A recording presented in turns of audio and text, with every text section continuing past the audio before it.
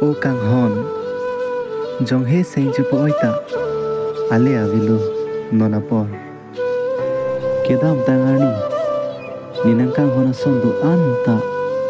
seng de berbo ira nang tene de non nephan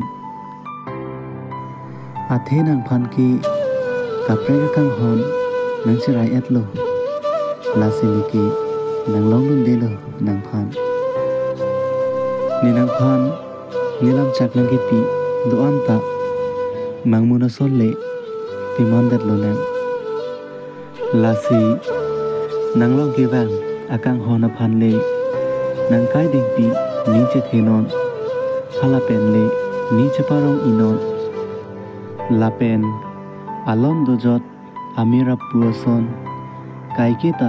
papudun vernon labang so pio thela lasi nang peni kaching hon apio theki dakan le ton lo nang bye.